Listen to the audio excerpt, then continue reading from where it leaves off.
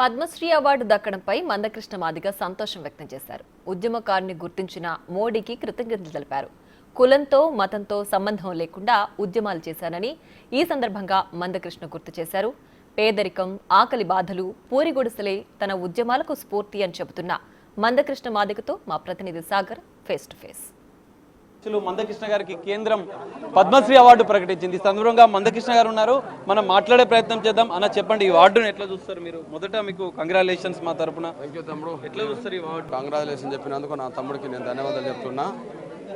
మీరే చెప్పండి, 30 ఏళ్ళ ప్రజా జీవితం మాది.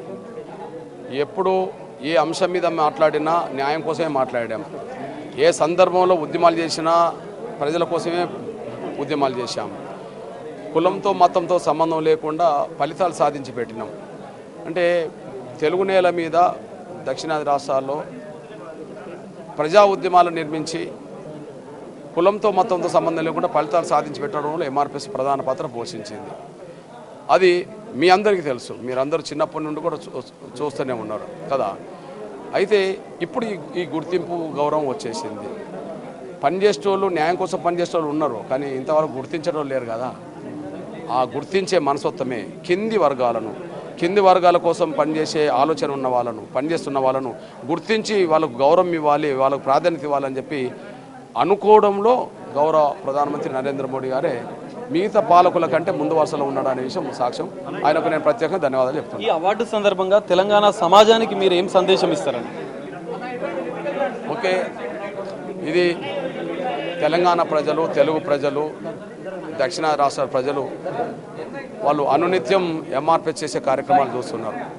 నిజంగా ఎంఆర్పిఎస్ ఒక కుగ్రామంలో మొదలై 30 ఏళ్ల క్రితం కదా దశల వారీగా మాదిగల కోసం, సమాజం కోసం పాటుపడుతూ ఇవాళ ఒక భారతదేశంలోని అతిపెద్ద సామాజిక ఉద్యమంగా ఎదగడమే కాకుండా కేంద్ర ప్రభుత్వం ఒక పద్మశ్రీ అవార్డు ఈ ఉద్యమ నాయకత్వానికి అందించే స్థాయికి వచ్చిందంటే ఇది తెలంగాణ ప్రజలు, అన్ని వర్గాల ప్రజలు, ఆంధ్రప్రదేశ్ ప్రజలు, సౌత్ మొత్తం ప్రజలు ఈ ఉద్యమాన్ని ఆశీర్వదించారు, ఉద్యమానికి అండగా నిలబడ్డారు, ఈ ఉద్యమం ఎదుగుదల కారకులయ్యారు.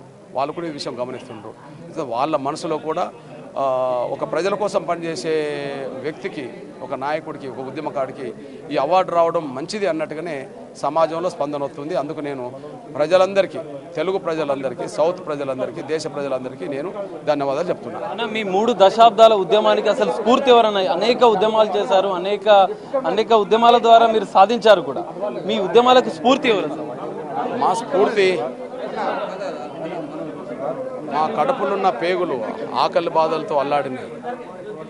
పేదరికంలో ఉన్నప్పుడు, బాధల్లో ఉన్నప్పుడు, ఇబ్బందులు ఉన్నప్పుడు, పూరి గుడిసెలో ఉన్నప్పుడు, మంచాలు కూడా లేకుండా చాపల్లో గంతలేసుకొని పడుకున్నప్పుడు మా పేదరికం మాకు తెలుసు కదా. మాకు గురువు ఎవరని ఉంటే ఆ పేదరికం, మేము పడ్డ బాధలే ఒక అనుభవాలుగా, ఒక ఆశయాలుగా మారినాయి కదా.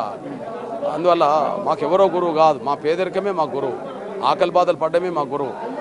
ఆ పేదరికం తొలగించడానికి, ఆకలి బాధల్లో పడుతున్న వాళ్ళ కష్టాలు తొలగించడానికి, అన్యాయం గురవుతున్న వర్గాల పక్షాన్ని నిలబడడానికి, ఆ సంకల్పం మాకు రావడానికి మా పేదరికమే మాకు గురువుగా పనిచేసింది. ఆ స్ఫూర్తితోటే మేము పనిచేస్తున్నాం. ఫైనల్గా రాష్ట్రపతి మీకు అవార్డు ప్రకటించారు. రాష్ట్రపతి కోటాలోనే మీరు పదవులు అయితే వద్దంటున్నారు, కానీ రాష్ట్రపతి కోటాలో ఒకవేళ ఎంపీగా అవకాశం వస్తే మీరు స్వీకరిస్తారా? అన్న, ఇప్పుడు నేను ఆ విషయాన్ని ఏం ఆలోచించలేదు. ఇప్పుడు వర్గీకరణ విషయంలో ఇప్పుడు అమలు కోసం జరిగే ప్రయత్నం ఫిబ్రవరి 7 లక్షల డప్పుల గుండె చప్పులు అనే కార్యక్రమం, 1000 గొంతుల ఉద్యమ పాటలు అనే కార్యక్రమాన్ని చేపట్టాం. ఆ చేపట్టిన కార్యక్రమం మీదనే మా దృష్టిలో తప్ప మిగతా విషయాలు దృష్టి లేదు. ఇప్పుడు నిన్న మేము డయాస్ మీద ఉండేటప్పటికి ఈ వార్త తెలిసింది అనుకుందాం కదా.